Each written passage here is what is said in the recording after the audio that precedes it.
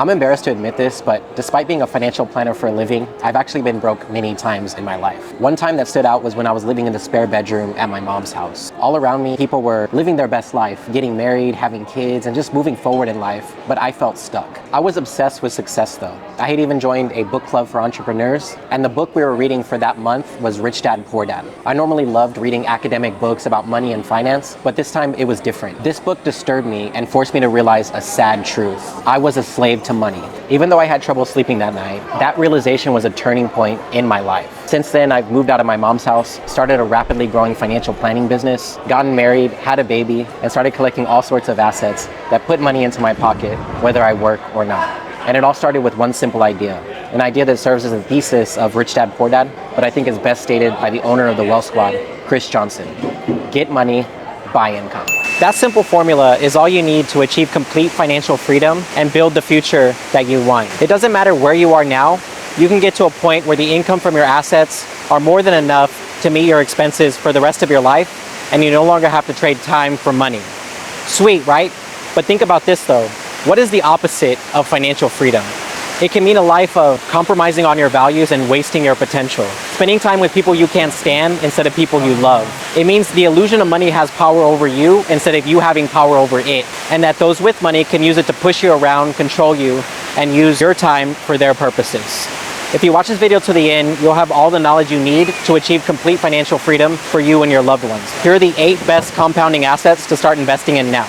1. High-yield savings account. Finance is a world of domino effects, second-order, and multi-order consequences. As a result, things that seem bad often lead to great opportunities. Take rising interest rates. They slow the economy and make it tougher to buy a home. They can even cause a global market slowdown. They also make it so you can earn 4 to 6% on your savings account, which beats inflation, which only clocks in at 3%. However, many people will miss this opportunity because our minds are wired to focus on problems and ignore opportunities. Proper cash management can be the difference between earning 0.01% on your savings, like those who bank at Wells Fargo and Bank of America, or making up to 5.55%. If you do not manage your cash properly, you have no business worrying about investment strategies or anything else. Start with the basics and build from there. Being smart with cash management can help you to weather financial storms and keep your money invested and compounding for longer. According to Credit Suisse, 5.2 million new millionaires were made in 2020. The reason why? They had money to invest at rock bottom prices. So here are the best FDIC insured high yield savings accounts to put your extra cash into. Ally Bank is actually where I bank myself. They don't have the highest interest rate, it's only 4.2%, but what they lack in interest rate, they make up for with being a household name, with a good balance sheet, great website, and lots of great features like savings buckets to help you save for what you want to achieve. Another favorite, if you have $5,000 or more to put towards your savings, is UFB Direct. They're a great bank and they are currently paying 5.25%. At the big banks that pay 0.01%, it would take you more than 6,900 years to double your money. At 5.27%, it would only take about 14 years. 2. Treasury bills. This next asset challenges the dogma of no risk, no return. It's as close as you can get to a risk-free asset, and it pays an annual return of 5.4% or more.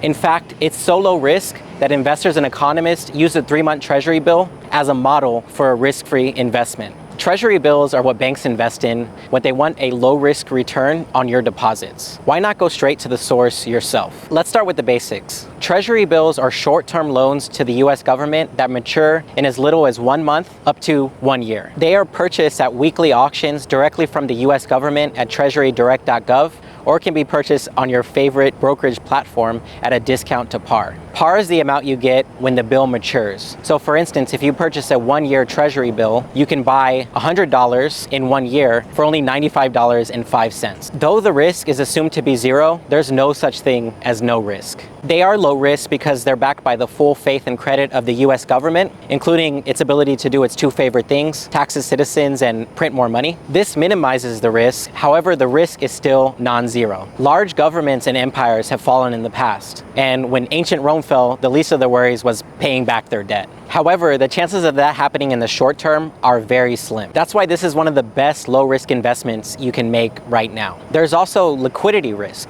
Let's say you put $40,000 for emergencies away in a 1-year Treasury bill, and then the next week you have a huge emergency and you need that $40,000. In that case, if you wanted to sell it, you might have to sell it for less than you put in. You can lower that risk with a ladder. To do that, make your Treasury bill purchases weekly or monthly so that you have a faucet of income that you can turn on when you need. The opportunity in T-bills is ripe right now, but it won't last forever. When interest rates start decreasing, which is what's expected to happen, you're going to want to look elsewhere for your investment. Get as much low-risk returns as you can in the short term so you have more money to invest for later. This next asset will allow you to see compound growth of your investment amount and your passive income.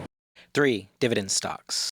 Everyone is obsessed with passive income nowadays, but very little of what they describe as passive income is actually passive. If Treasury bills are the standard for risk-free investments, then dividend stocks are the standard for true passive income. Like any stock, they give you partial ownership of a business. And that's perfect because corporations exist with only one sole purpose in mind: to make a profit for their shareholders. So let's say you buy Amazon stock. That means you're a partial owner of Amazon, and that everyone from the delivery person to Jeff Bezos at the top is working to run this huge multinational machine to make a profit for you. A dividend is like the cherry on top of all that. It's a payment made to stockholders simply for holding the stock. Dividends are usually paid on a quarterly basis, but can be paid annually or even monthly as well on some stocks. Dividend stocks also tend to be safer and more well-established than growth stocks because their companies have extra cash on hand to pay out to investors. However, the reason that I like dividend stocks right now is that 2024 is an election year in the US, and it seems like it's going to be a crazy one. This will likely create a lot of uncertainty and volatility in the market, which will bring the opportunity to buy dividend stocks at discount prices. The best strategy for dividend stocks is to buy and hold in a tax-advantaged account, such as a Roth IRA or a 401k. The reason why is because that allows you to skip or defer on paying taxes on the dividends you receive each year. A buy and hold strategy allows compound interest to work its magic on your investment and also on your passive income. There's nothing more passive than getting paid dividends for investing in a company that you love. You do not have to manage employees, hire people, or water the plants like you do in a normal business, but you still get to collect passive income. Here are some tactics for dividend stock investments. If you want to be an opportunist, you could create a list of every great company that you want to own that pays a dividend. Put this on a watch list or just a list that you write out. When the market is volatile and prices go down, turn your watch list into a shopping list. It's time to get greedy and start buying those dividend stocks at discount prices. The market runs in waves, so there will always be times when it's doing very well and then other times where it flies too close to the sun and comes crashing down. Or you could trust compound interest to do its thing over time and automatically make buys every time you get paid. History shows that's the best way to invest for the long term. Some great ways to find dividend stocks are to search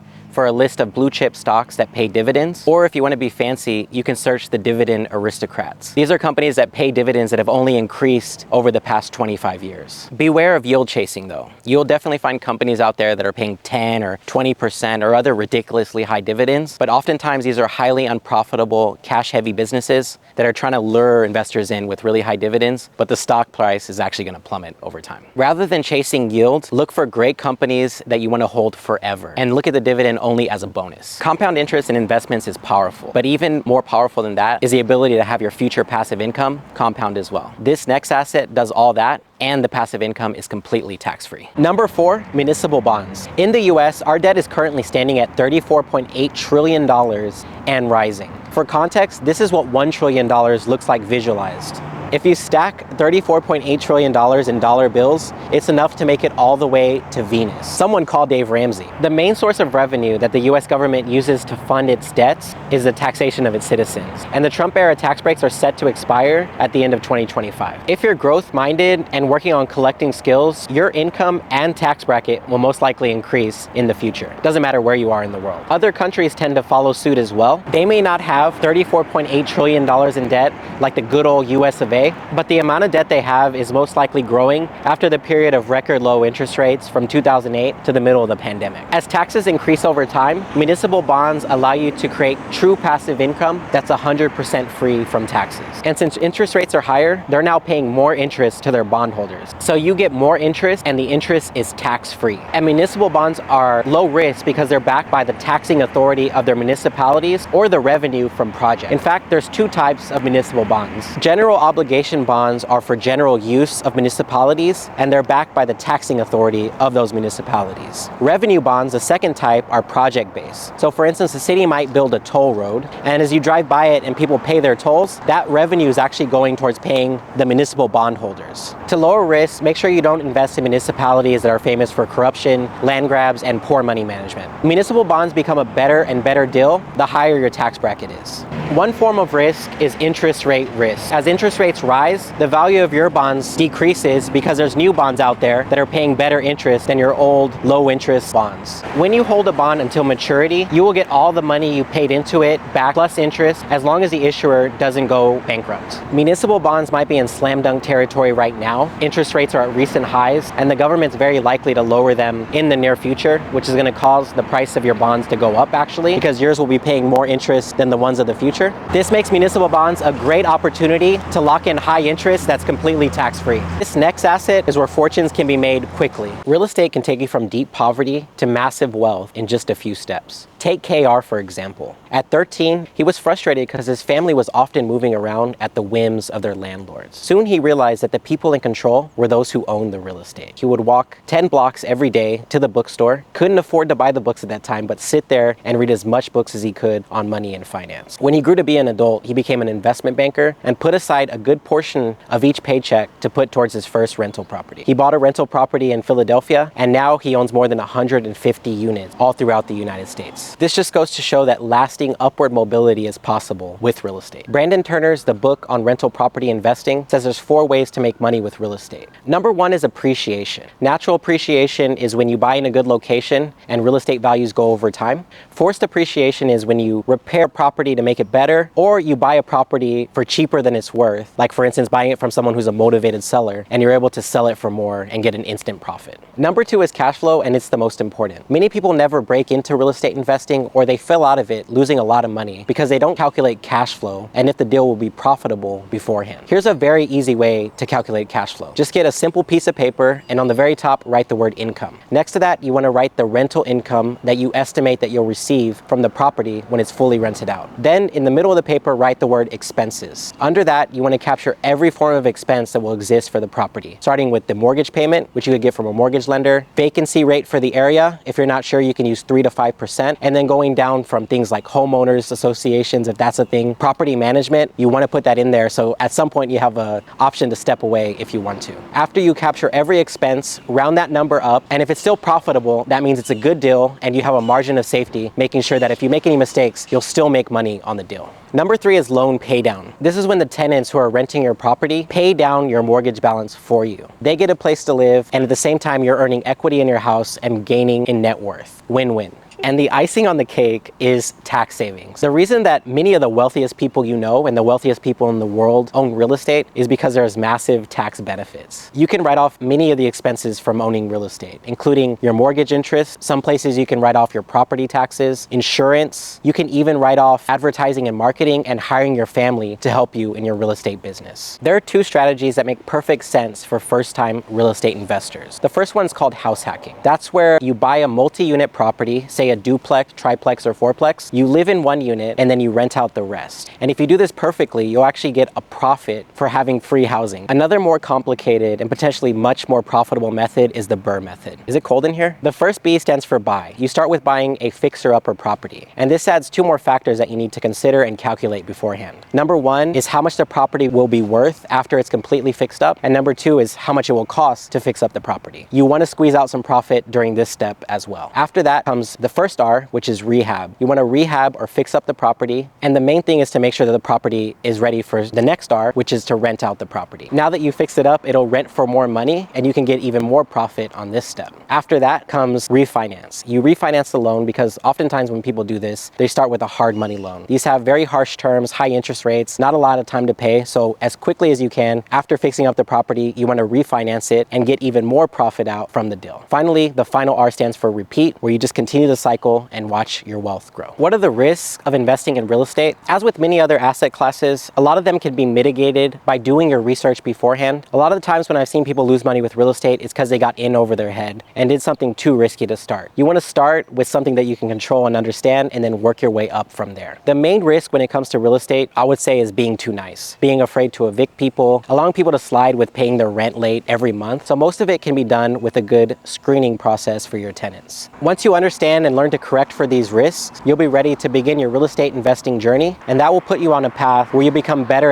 at spotting deals that other people miss. In 2008, many large banks and financial institutions made risky bets on subprime mortgages and then looked to hide the risk inside complex derivatives products that crashed the US economy and the housing market. Soon after that, many of the worst players were bailed out with taxpayer dollars. Today, you'll notice many of those banks that got bailed out are those ones I mentioned earlier that pay 0.01% interest on their savings accounts. The phrase at the time was too big to fail. 1 year later, the Genesis block of Bitcoin was mined by an unknown person named Satoshi Nakamoto. Inscribed on that first block was a date stamp and the words "Chancellor on brink of second bailout for banks," words that serve as a clue to the purpose of Bitcoin: to create a new form of currency that was not reliant on centralized banks, institutions, or governments, and that was not subject to the corruption of those systems. Think of the blockchain as a large database of transactions that's virtually impossible to fake without incurring large costs. Each block is like a page in a ledger book that contains a record of how money has moved going all the way back to that first block in 2009. Instead of trust in middlemen or centralized power structures, miners from all around the world use powerful computers to compete to solve an increasingly complicated math puzzle to win the reward for that block. The solution they are solving for depends on all the transactions inside the block. This makes it virtually impossible to alter a legitimate transaction without changing the solution for that block. It also affects every block that comes after it, so that if you want to alter a legitimate transaction in the past, you have to compete against all the honest miners in the world for that block and the blocks that come after it. This system of competition creates a consensus mechanism for every transaction that has occurred on the blockchain. Then that database with all its transactions is posted publicly online where everyone can see it. This allows for privacy, as wallet addresses do not contain any personal information and are just strings of numbers and letters. The standout feature of Bitcoin is its algorithmic scarcity. Under the rules of the algorithm, there can only ever be 21 million Bitcoin created. And actually, there will be less when you consider the Bitcoin that has already been lost by others. This puts it in stark contrast with the US dollar, which is constantly losing value as the government prints more and more of it.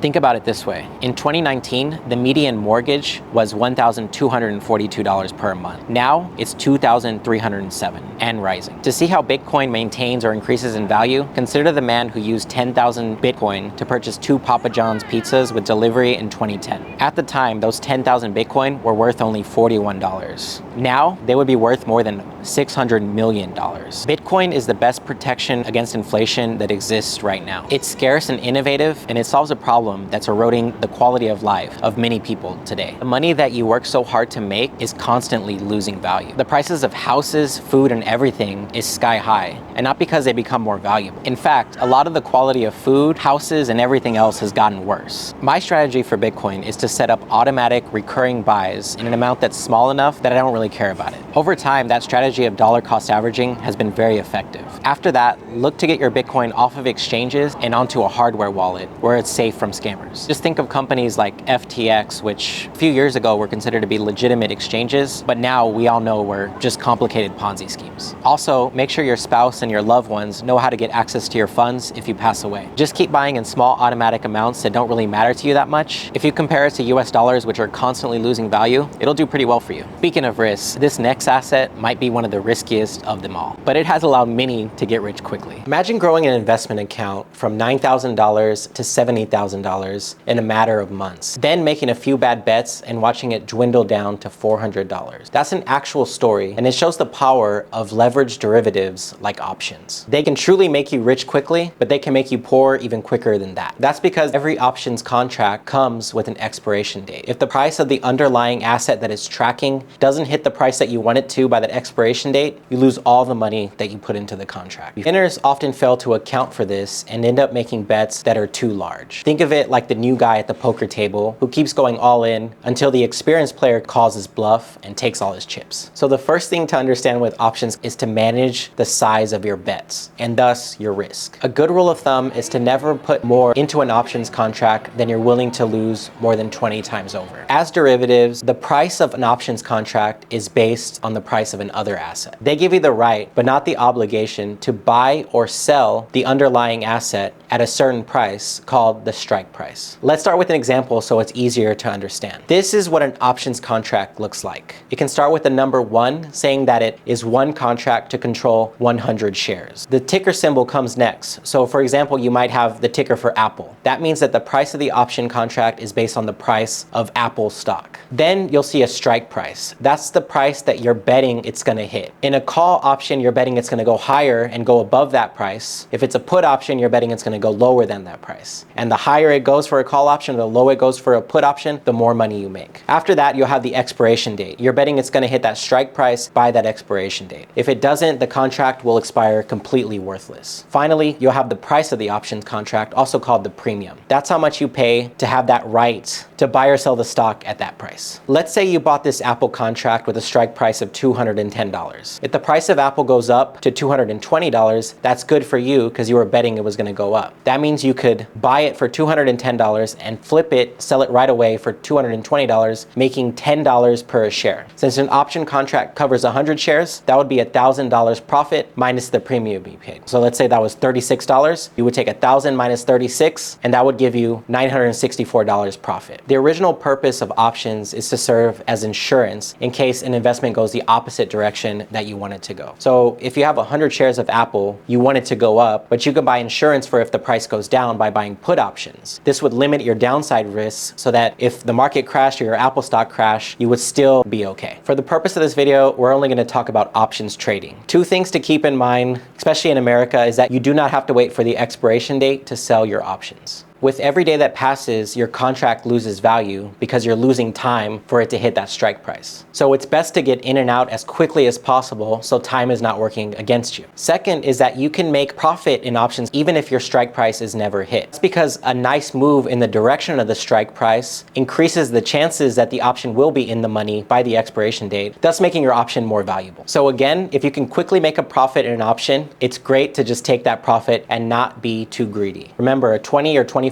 profit in a few days is amazing. So what's the strategy here? Learn the fundamentals so you can work yourself up to this level. Start with how to buy a good mutual fund or ETF to buy and hold. Learn how to choose a good stock that you can buy for the long term. After that, you can grow your skills by looking at shorter time frames. So look at how to swing trade stocks and make profits over monthly time frames. You can look at how to do momentum trading or how to do day trading and make money quickly with stocks. When you can consistently do that, now you're ready to start paper trading with options or trading with fake money. At that point, you can try out different systems to see which one works for you for consistently making profits in options. My favorite strategy for options is the Strat by Rob Smith. The Strat is based on how to read candlestick patterns to look for reversals in price. Another thing you look for in the Strat is time frame continuity. So you look at who has control over the price of the stock. People who are bullish or betting the stock is going to go up, or bearish or betting it's going to go down on multiple time frames, from yearly, looking at 12 months, down to daily to 15 minutes. Again, start with small bets so you can test out the strategy and see if it works for you. Then when you have an edge, you can learn to emotionlessly utilize it over and over, just like a casino would. That's because they have the law of large numbers on their side. The more people play, the more money the casino is going to make, even if one or two players win big. As you hone your investment skills, you will learn a few things. You should have a complete strategy for the trade before investing any money. You have to truly believe in randomness, which means you can make all the right decisions, make the right bet at the right time, and still lose on the bet. When that happens, know when to get out so you can be able to bet another day. Even with short-term options trading, the best bets come from long-term thinking. Stay in the game long enough so you can learn what you need to learn to make money in all market conditions. Because at the end of the day, it's not about making money. It's about who you have to become to build immense wealth and sharpening one of the best compounding assets you have. The absolute best thing you can ever invest in is yourself. Take Peter Thiel. In the early days of PayPal, PayPal, he made a $2,000 bet on stock in his own company when it was worth only a fraction of a penny per share. He did that in a tax-free Roth IRA, and today that Roth IRA is actually worth $5 billion. Start with thinking what you need to do today to get to where you want to be 5 to 10 years from now. What are those skills that you're trying to build? Then you can water those skills with focus and time. Whatever it is, whether it's making videos, for me it's a lot of working on financial plans, trying to be the best financial planner I can be. Think about what you need to do to put as much time into that as possible. You can make this a way of life. Whether you're relaxing, spending time with family and friends, make sure you're doing it with 100% focus. When you're working, shut off your phone, get rid of all distractions so you can spend that time completely focused on the task at hand. This lesson became obvious when I became a father. My daughter is now 7 months old, and each time I pick her up, I know rationally that it's a very precious moment. She will grow up really fast, and at some point, I won't even be able to pick her up. She'll soon be a toddler, then a kid, then a teenager who thinks I'm uncool and maybe wants nothing to do with me, and then an adult. So that value of time with her is extremely high. On days where I'm not focused and I pick her up, my mind is elsewhere. I'm thinking about all the work I should have done, the script I should have written for a YouTube video, that client I should have called back sooner, and that causes me to miss that moment. When you're completely focused on what you're doing, you know that deep down, there's nothing more that you could have done. Even if you get rejected or you fail, you still won in a way because you gave it your all and you know you couldn't have done any better. 100% focus is possible, but it takes conscious effort. So you're not being pulled in every direction by an unfocused world, but are instead forging your own path forward. I recently got a new client and I was out of folders, so I bought 25 fancy new folders. And as I was buying those folders, I thought I could set a goal to get rid of each of these folders with a new client. But then that night when I went to sleep, I had a dream that made it really clear that I was thinking way too small. Instead of 25 file folders and 25 new clients, why don't I set a goal of 25 new branch offices for my financial planning business? In what ways are you letting the patterns of things people told you when you were a kid or things bitter people told you make you think too small? Why not shoot to be the absolute best that you can be in everything that you do? Give it your all and then work with such ferocity, grit, and focus